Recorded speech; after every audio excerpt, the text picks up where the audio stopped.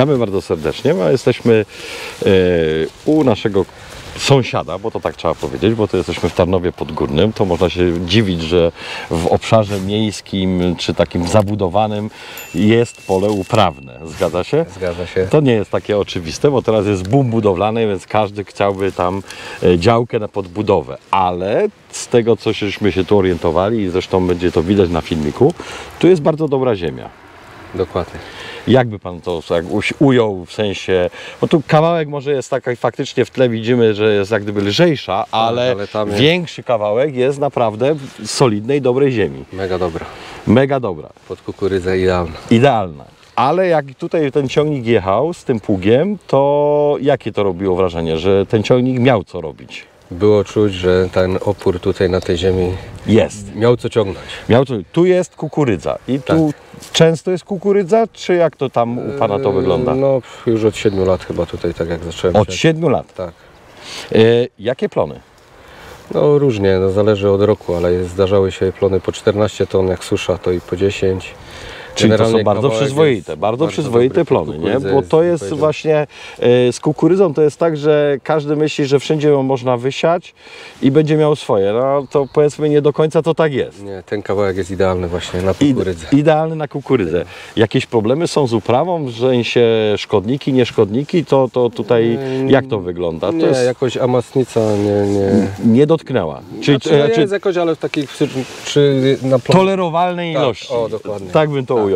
Bo to jest o tyle ciekawe, że może to jest też taki efekt, że to jest teren mocno zabudowany i przez to tutaj te szkodniki aż tak nie wpadają, jakby było to czyste teren rolniczy, taki w pełnym tego słowa znaczeniu, że jak okiem sięgnął, mamy pola uprawne. Dokładnie, tu największego szkodnika dzika przede wszystkim nie ma, więc Tak? to jest duży plus. No tu na tym kawałku nie ma dzików. Tak. Tu nie ma. No, Nie. przez ten rów, który tutaj widzimy w tle, to on by miał naprawdę gimnastykę artystyczną.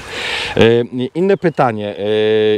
Jeżeli by patrzeć, że zakupuje taki ciągnik, decyduje się 240 koni, już żeśmy wcześniej stwierdzili, że na hamowni poprzez różne rzeczy to jednak jest 218 takiej użytecznej mocy, to ile by Pan szacował, że to by mogło kosztować? Niech Pan strzela. To nie chodzi o, możemy się pomylić o duże kwoty nawet. Przy dzisiejszych czasach i przy tych trendzie zmieniających się cen, myślę, że tej mocy traktor 450 tysięcy by była taka cena.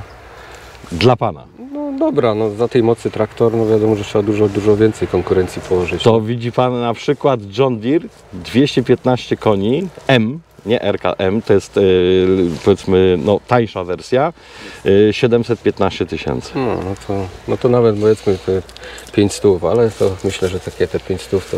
500, jak gdyby byłby Pan gotowy, że to by była w miarę taka rozsądna cena. Tak. A na przykład pług. Ten tutaj? No, No wiadomo, że to jest Mercedes, jeśli chodzi o pługi. to bardzo, bardzo miło to usłyszeć. To jest nieustalona wersja odpowiedzi, żebyście się nie denerwowali. I w ogóle jak ocenia Pan pracę tutaj? Znaczy miałem okazję pracować z takim pługiem starszej, co prawda, wersji. Generacji? Ale generalnie myślę, że pług jest no super, no widać jak kryje nawet bez ścinaczy, bez przedpuszków, tak? Tak, bo to jest troszeczkę jak gdyby inna wersja, jeżeli chodzi o funkcjonowanie. Ona tak klient sobie zażyczył, bo to nawet jest klient już go nabył, tak szczerze mówiąc, i użyczył nam, żeby mieć możliwość, no bo jest problem teraz z maszynami i to trzeba niestety czekać nieraz w kolejce kilka miesięcy, ale właśnie też zwróciłem uwagę tu u Pana, bo właśnie na cięższych glebach lepiej to widać, że niech Pan zwróci uwagę, odkładnie są równo wytarte. Nie ma czegoś takiego, żeby było coś nieprzetarte, tego jest wyczyszczona odkładnia, ale nie ma takich właśnie efektów, gdzie coś by lepiej pracowało. Pytanie mam inne. Przygotowanie pole pod kukurydzę. Jednak Pan robi orkę.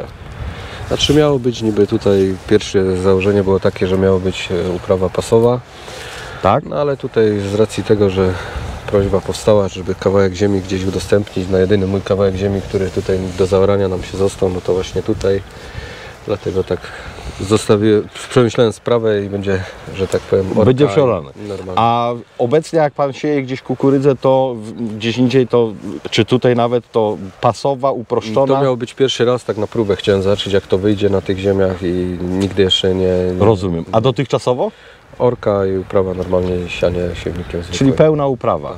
Tak. Ale z kolei no, przy takim plonie jaki jest, to chyba trochę warto tak dopieścić ziemię. No Jak więc pan właśnie, sądzi? dlatego na próbę chciałem zobaczyć, co będzie po tej uprawie pasowej, nie? Bo jakoś tak nie do końca... A to też jest właśnie pytanie do tych, którzy nas oglądają, żeby właśnie się wypowiedzieli, w którym kierunku ta kukurydza się rozwija, bo no, rynek na kukurydzę się robi fantastyczny. Uśmiech na twarzy pokazuje, że no, można liczyć w tym roku naprawdę na niezłe przychody. Jeżeli ktoś będzie miał plon, przy tych cenach, które teraz jak gdyby zaczynają się tutaj pojawiać na ten sezon, co teraz jest, no to się zapowiada bardzo ciekawie. No zobaczymy, pożyjemy, zobaczymy. Czy pan ma tylko kukurydzę? Nie, pszenicę, wiesz. No to drugi taki as w rękawie, bo no, to jest 100% wyższa cena. Nawozy? No, na kukurydzę, a pszenicę? Na kukurydzę, na pszenicę, one mocno popsuły nastrój, jeżeli chodzi o ceny. No to jest oczywiste, ale czy to jest... Znaczy się wszystko będzie efekt końcowy, dopiero będzie można coś powiedzieć, tak? Bo, Czyli dopiero jak zbierzemy. no, na dzień dzisiejszy no, trudno nam powiedzieć, znaczy wiemy po ile już jest nawóz, a nie wiemy za ile sprzedamy pszenicę, tak? Czy Tak. kukurydzę.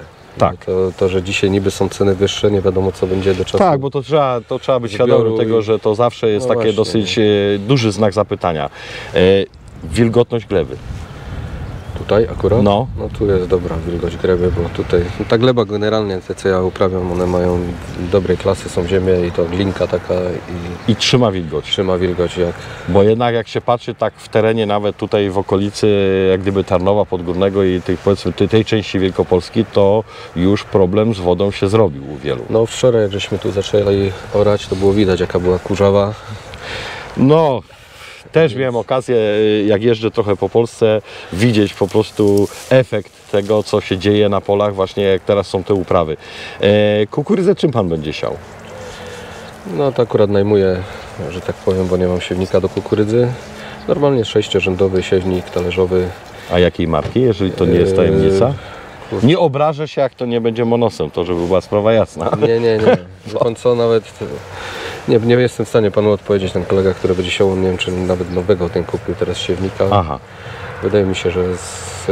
A usługa siewu według pana to jest dla pana wygodne, czy powiedzmy, no taka jest trochę jak gdyby ekonomia? Raz po pierwsze, że nie mam takiego ciągnika z tą mocą. A no to trochę może tak być też, prawda? To już jest pierwsza sprawa, druga sprawa, za mało się tej kukurydzy, żeby... Bo ile w sumie pan sieje tej No kukurydzy? tak mniej więcej w tej chwili, w te lata co ostatnio, to pół na pół mam 15 hektarów do uprawy, więc sieję pół na pół, mniej więcej 7,5. Czy to nie jest duże gospodarstwo? 7,5 nie, ja normalnie jeszcze chodzę do pracy, także Czyli jak gdyby łączy pan dwie rzeczy, i pracę, i pole. dokładnie. Za mało Ale jest ma tego. pan tylko pole, rozumiem. Tak. Ale da się to pogodzić. No dzisiaj są maszyny, jest sprzęt, więc te 15 hektarów obrobić, to myślę, że swobodnie 50 czy 70 by się obrobiło. Jeżeli tylko byłaby uprawa oczywiście. Tak, no. Kombajn też najmuję, no bo nie mam swojego kombajna. No, na 15 hektarów to można, to jest dyskusja taka dosyć spora. Chyba, że ktoś ma 15 hektarów, ale świadczy usługi.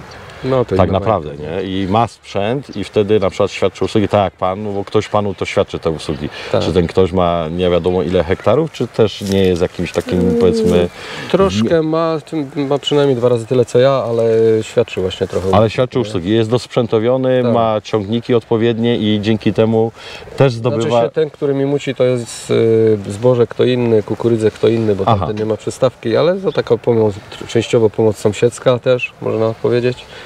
A częściowo no, muszę nająć, zapłacić, no niestety. Ale to jest bardzo ciekawe to, co właśnie pan mówi i właśnie to jest bardzo często w Polsce, że te gospodarstwa takie powiedzmy, ja to mówię między 10 a 60 hektarów, to bardzo często po pierwsze ktoś gdzieś jednak pracuje tak jak pan, bo to nie jest żadna ujma na honorze, to wbrew pozorom to tylko świadczy od pana zaradności i dobrej organizacji, że da się to opanować, ale też właśnie techniczne i to usprzętowienie, które w ostatnich latach w Polsce się zrobiło, no to daje taką możliwość, bo kiedyś, tak z 15-20 lat temu, to byłby chyba kłopot. No problem, wiadomo, dzisiaj maszyny są większe, to wszystko idzie szybciej, tak. chociażby takie oranie widać z takim sprzętem, to przecież można mieć 100 hektarów, myślę, taki sprzęt i obrobić i chodzić do pracy, więc to tam nie jest jakiś Dokładnie tak. problem. Bardzo dziękuję za udzielone informacje, naprawdę miło było Pana poznać. Jak widzicie, da się gospodarować na 15 hektarach. Faktem jest, że tu mamy do czynienia z bardzo dobrymi gruntami, co bardzo poprawia ekonomię, ale można funkcjonować w polskim rolnictwie i zapraszamy do naszych stron internetowych, żeby odwiedzić i zapoznać się z tą ofertą na ten pług czy na ciągnik. Mam nadzieję, że będziecie zadowoleni. Na razie trzymajcie się.